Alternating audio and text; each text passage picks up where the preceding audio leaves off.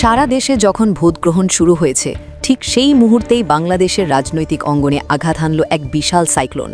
এতদিন আমরা শুনছিলাম দুই প্রধান জোটের মধ্যে হাড্ডাহাড্ডি লড়াইয়ের কথা, কিন্তু সর্বশেষ গোয়েন্দা সংস্থার যে চাঞ্চল্যকর রিপোর্ট ফাঁস হয়েছে তা যদি সত্যি হয় তবে আগামী ৫ বছর বাংলাদেশ শাসন করতে যাচ্ছে বাংলাদেশ জামায়াত ইসলামী। এই রিপোর্টের সবচেয়ে বড় চমকটি হল সংখ্যার বিশাল ব্যবধান।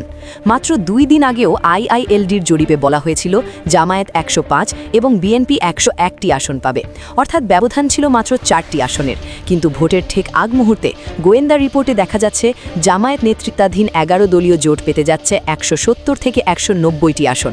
রাষ্ট্রবিজ্ঞানের ভাষায় একে বলা হয় ল্যান্ডস্লাইড ভিক্টরি বা ভূমিধস বিজয়। বাংলাদেশের সংসদে সরকার গঠন করতে প্রয়োজন 151টি আসন, সেখানে 190টি আসন পাওয়া মানে হলো জামায়াতকে আর কারোর ওপর নির্ভর করতে হবে না, তারা এককভাবেই সংবিধান সংশোধন বা যে কোনো বড় সিদ্ধান্ত নিতে পারবে। অন্যদিকে বিএনপির জন্য এই রিপোর্টটি একটি বড় দুঃসংবাদ। জরিপ বলছে তারা পেতে পারে মাত্র 94টি আসন। এক সময়ের প্রবল শক্তিশালী দলের জন্য 100-র নিচে আসন পাওয়াটা এক গভীর অস্তিত্বের সংকট তৈরি করতে পারে। এখন প্রশ্ন হলো, শেষ 48 ঘন্টায় কি এমন ঘটল যে সমীকরণ এভাবে বদলে গেল? বিশ্লেষকরা বলছেন এর পেছনে কাজ করছে সাইলেন্ট রেভলিউশন বা নীরব বিপ্লব।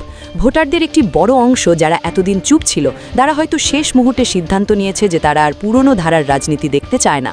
দ্বিতীয় গুরুত্বপূর্ণ দিক হলো ছোট দলগুলোর অভাবনীয় উত্থান। জুলাই বিপ্লবের ফসল জাতীয় নাগরিক পার্টি বা এনসিপি পেতে পারে 8টি আসন। এটি একটি নতুন দলের জন্য বিশাল অর্জন। এছাড়া খেলাফতে মজলিস 3টি, ইসলামী আন্দোলন বাংলাদেশ 2টি এবং স্বতন্ত্ররা 3টি আসন পেতে পারে। এই ছোট দলগুলোর ভোট ব্যাংক হয়তো সরাসরি বিএনপির বাক্স থেকে সরে গিয়ে জামায়াত বা এনসিপির দিকে ঝুঁকেছে। ভোটের সকালে এই রিপোর্ট ফাঁস হওয়াটা খুবই তাৎপর্যপূর্ণ। সাধারণ ভোটার যখন দেখে যে জয়ের পাল্লা কোনো একদিকে ভারী, তখন দোদুল্যমান ভোটাররাও সেই বিজয়ী দলের দিকেই ঝুঁকে পড়ে। প্রশাসনের জন্য এটি একটি বিশেষ সিগন্যাল। পুলিশ বা সিভিল প্রশাসন যারা এতদিন পরিস্থিতি পর্যবেক্ষণ করছিল তারা এখন হয়তো বুঝে গেছে আগামীর ক্ষমতায় কারা বসতে যাচ্ছে। ফলে আজকের ভোটে প্রশাসনের আচরণে এক বড় পরিবর্তন দেখা যেতে পারে। তারা হয়তো নিরপেক্ষ থাকার চেষ্টা করবে অথবা ভাবী সরকারের সুনজরে থাকার চেষ্টা করবে। এনসিপি বা নাগরিক পার্টির 8টি আসন পাওয়ার পূর্বাভাস প্রমাণ করে জুলাই বিপ্লবের স্পিরিট এখনও মরে যায়নি। বিশেষ করে ঢাকা এবং শহরাঞ্চলে নাহিদ ইসলাম সহ তরুণ নেতাদের ওপর সাধারণ মানুষ আস্থা রেখেছে। সংসদে এই 8 জন এমপি হয়তো সংখ্যায় কম, কিন্তু তারা হবেন আগামীর বাংলাদেশের বিবেকের কণ্ঠস্বর। তবে মনে রাখতে হবে এটি একটি গোয়েন্দা প্রজেকশন মাত্র।